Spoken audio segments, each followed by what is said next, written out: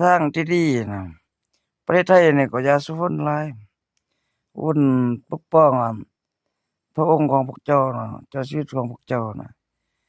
ยามนี้นี่เฮาเข้าไปเสี่ยงดวงเบิ่งนั่งเบิ่งนะสิว่าเจ้านกเวทสั่นจนนี่จุกสลากอะนะคือไม่รู้ไม่ตัวเลขอะนะหลับตาดีๆหั่นคันมื้นนี่มื้น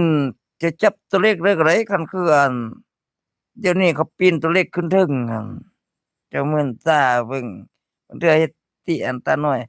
ต้องลีกจังนี้แหล้วมือบางซ้ายหั่นหลับตาจังนี้มือบางซ้ายหั่นยือปึ้นๆๆๆจังนี้จับออกเบิ่งตัวเลขมันหยังแล้วไปจับเจียหั่นมาเนาะดวงดีหรือว่าดวงสวยคือมื้อนี้นี่ดีที่สุดไปวัดเสี่ยงโชคเสี่ยงดวงพระจันทร์เต็มดวงเนาะ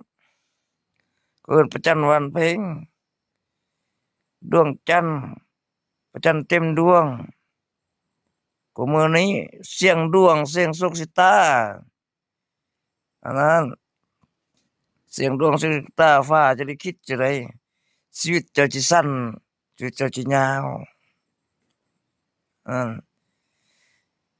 ด่าไปด่ามาก็เป็นเด็กน้อยครับเจ้าชีวิตไทยกับลูกชายแล้วหั่นคันนั้นลูกชายแล้วบ่แม่นแล้วเด็กน้อยคันเอาเมียแม่ก็มีลูกแล้วคันคือหมู่คู่เฮา15ปีเขาอันนี้ฮอด20ปลายแล้วคันเจ้าเอาตอน20ปลายเจ้าก็ได้อุ้มลูก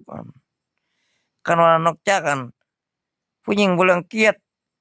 บางเทื่อเจ้าเลิกมีแล้วลูกน้อยเจ้าเฮ็ดนั่นพ่อเจ้าลักอุ้มเอื้อยเจ้าเจ้าหญิงสิริวัลย์หั่นผู้ติดหั่นลักอุ้มหั่นคันเจ้าสิ4คนที่เขาบ่รังเกียจว่าค่อยๆเอาลูกไว้ก่อนเด้อแต่บางเทื่อเวลาเจ้าขึ้นเป็นเจ้าเจ้าอย่าเอาผู้ใหม่ให้ลูกเจ้าเสื่องไว้อันนั้นก็จ้าสุดเลยเฮ็ดหยังพิลับออกมาคำเว้าความสัมพันธ์